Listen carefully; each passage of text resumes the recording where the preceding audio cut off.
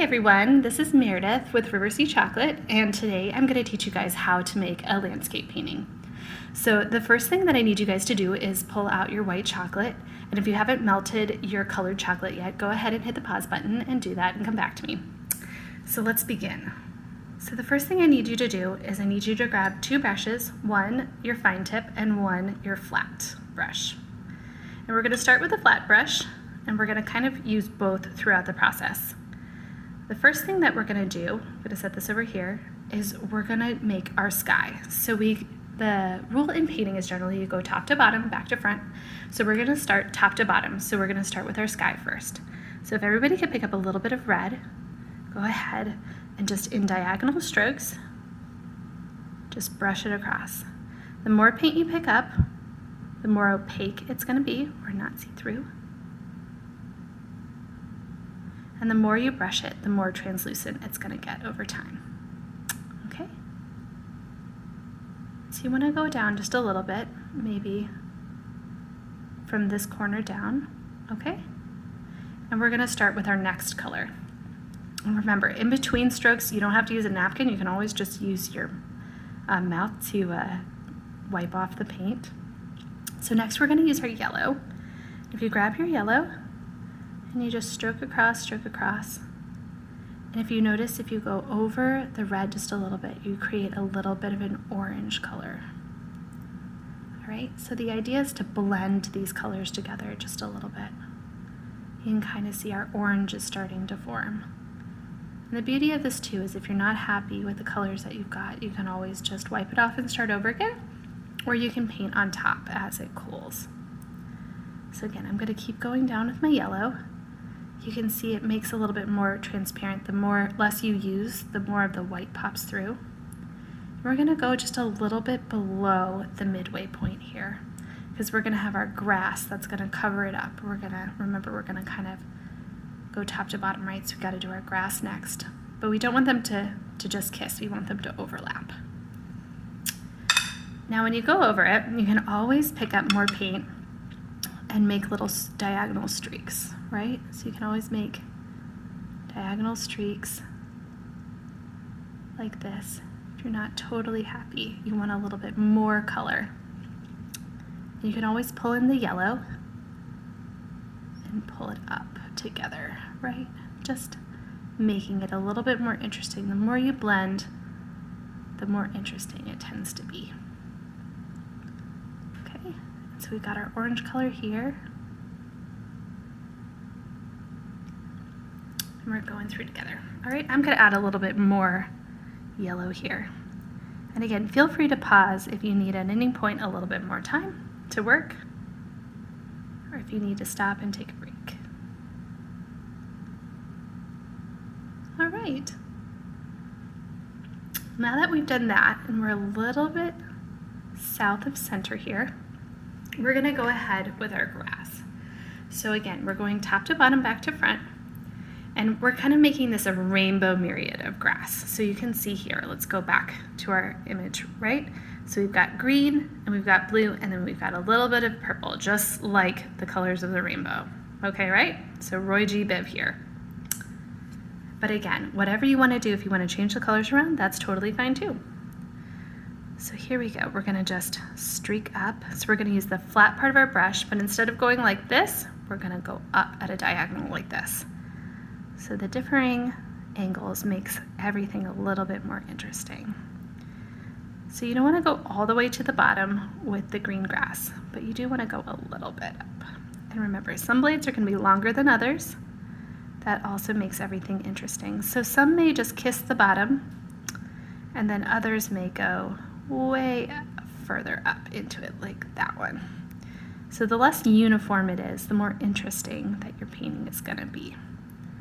When you have things that are a little too perfect, it doesn't look as natural because in nature, not everything is totally perfect, right? The imperfections are what makes everything beautiful.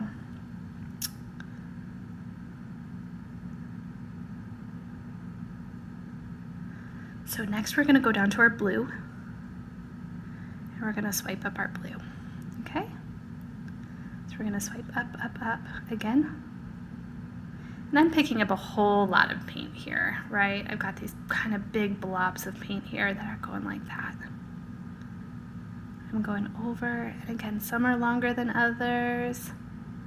Just kind of marrying these, a little bit of overlap, so you can kind of see some of the green sticking through the blue, and that's good.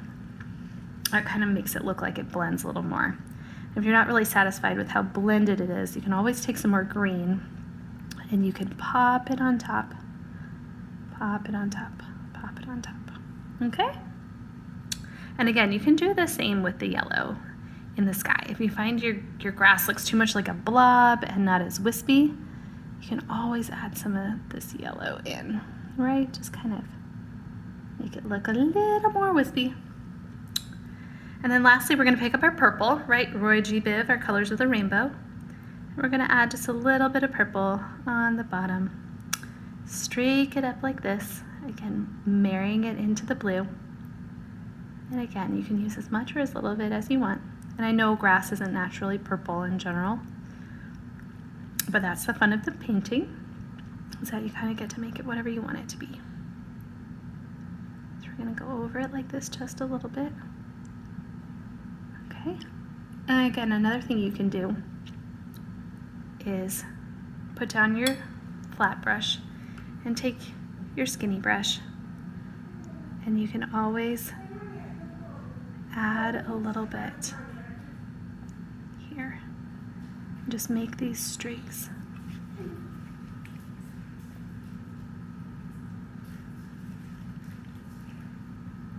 All right, so we're just making our streaks like this. All right, and now we're gonna set it aside for just a minute, and we're gonna let it cool. So we're gonna work on top of this, and so you kind of want to be able to have it set just a little bit. So if you want to set it aside for a minute, or if you've noticed that it's already hardened because you're in a slightly cooler house, you can go ahead and keep working. Otherwise, you can hit the pause button and we can keep it up. So moving along, if yours is already hardened, you're at the hardened stage, let's keep moving forward. So the next thing that we're going to do is we're going to make our clouds. So a fun little interesting thing about art is that art is and decorating is most interesting in odds. So we're going to do 3 clouds and 2 birds. So I know 2 is an even number, and but when you add it to the 3 clouds, you actually get 5 things in the sky here. So 5 is an odd number, so it keeps it interesting, right? So we've got 3 clouds, which is odd, and then together with 2 birds makes 5, so we've got an odd number, making it interesting. So let's go ahead and start with our clouds. So another interesting thing about art is that you kind of want things going off of your canvas, right? If you have everything just contained completely inside your canvas, it doesn't really give the impression that the image keeps moving forward. Okay, so we're going to do this here. We're going to do this here.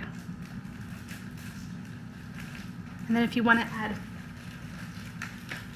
one more, we're doing this up here.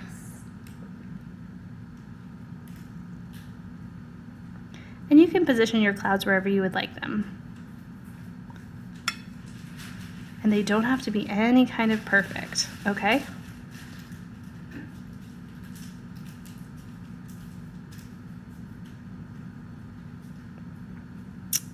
So just dot, dot, dot. And again, if you need to take a pause on this, go ahead. Otherwise, you can just keep following along, okay? And the clouds can be as big or as small as you want. All right, awesome. So once you've finished your clouds, you can go ahead and you can start working on the birds. So depending on what color you have right in this spot right here, like if you've used more yellow up here, you want to use a darker color to contrast your birds.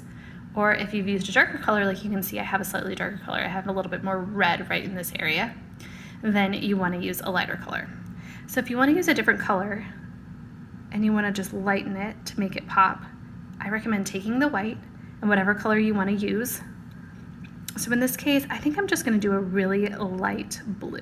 So I'm going to mix my blue and my white together. I'm going to make this really light blue here. Okay, so it doesn't look quite like a cloud because it's got a little bit of color to it, but it's light enough that it's going to contrast. So then you pick this up and we're going to make basically a mustache. So your classic mustache shaped bird. Okay? So we're going to do this. And I'm going to have it going off the side.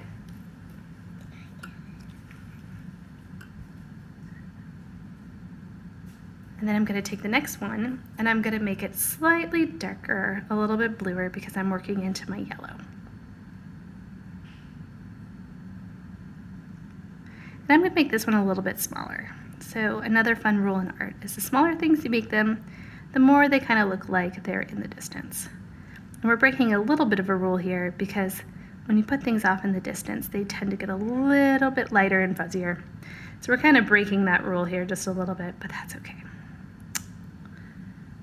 So I'm going to add just a little bit more of a darker blue here, just to add a little bit more interest, but still have that light color showing.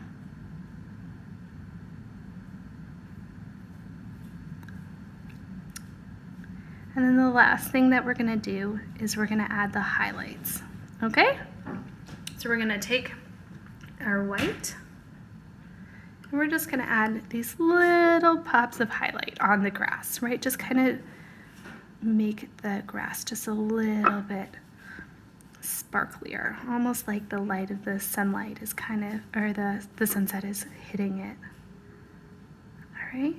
And this is your time too to take, say, you have too much blue or too much green, or you don't find that everything is sort of blended enough together, you can go ahead and you can add and subtract however you want it. So another thing I say too is if you want to subtract to things and take away, you can always use the back of your brush and you can just kind of carve out, right? So you can kind of pick up paint and then, you know, just lick it, right? If you want to carve in just a little bit more. So we're going to do, again, the more paint you pick up and the lighter you kind of dab it down, the more you're going to kind of get these straight streaks. Just more and more.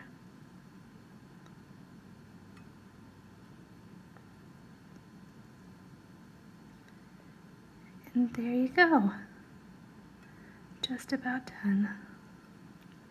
And everything's going to dry a little bit more opaque or matte.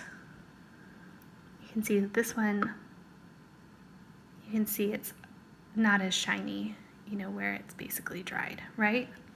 So everything's going to dry a little bit more matte. And then, yeah, the best part is you can keep this as long as you want to, or if you're not satisfied with it, you can go ahead and you can just eat it right up, and nobody has to be any the wiser. But hopefully you guys had a little bit of fun doing this in the process. And yeah, I want to thank Chrissy at Riversea Chocolates for making this kit. It was really fun to make this landscape painting with you guys. And if you have any questions, you can go ahead and drop it in the chat and we'll be happy to answer. Have a good day. Bye.